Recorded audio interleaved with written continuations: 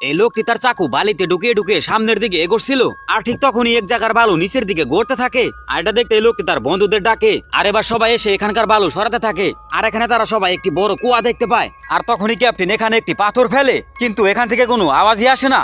আর এটা থেকে সবাই হতাশ হয়ে যায়, কারণ এখানে থাকা কেউই 10 দিন যাবত পানি পান করেনি। এরপর ক্যাপ্টেন এদের মধ্যে একজনকে কুয়ার নিচে নামতে বলে, কিন্তু এখানেও শুধু বালি আর বালি ছিল। আর তখনই সে কুয়ার দেওয়ালে একটু ভেজা ভেজা দেখতে পায়। আর এটা সে ভালোভাবে লক্ষ্য করার পরে দেখে এক জায়গা দিয়ে ফোঁটা ফোঁটা পানি পড়ছে। লোকটি অনেক খুশি হয়ে তার বন্ধুদের এই কথাটি বলে, আর উপর থেকে লোকগুলো তার কাছে একটি বোতলের মুখা ফেলে।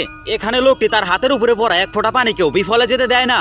আর এভাবে সে ধীরে ধীরে দুমক পানি একত্র করে উপরে পাঠিয়ে দেয়। আর এতে এখন সবাই অনেক খুশি হয়ে যায়। আর ক্যাপ্টেনের আদেশ মতো সবাই মাত্র 3 টুক করে পানি পান করে। আর এভাবেই সে পানি সংগ্রহ করার জন্য কুয়ার ভিতরে সারাদিন বসে থাকে, যে পর্যন্ত না পানি পড়া বন্ধ হয়। আর তখনই কিছু জার্মান সেনারা পানির খোঁজে এখানে চলে আসে। আর ক্যাপ্টেনের খুব ভালো করেই জানা আছে এই লোকগুলো কয়েকদিন ধরে পানি পান করে না, তাই ক্যাপ্টেন তাদের পানি দেওয়ার লোভে ফেলে তাদের মুখের সব কথা শুনে নেয়। আর ভিডিওটি ভালো লাগলে অবশ্যই চ্যানেলটি সাবস্ক্রাইব করে যেও।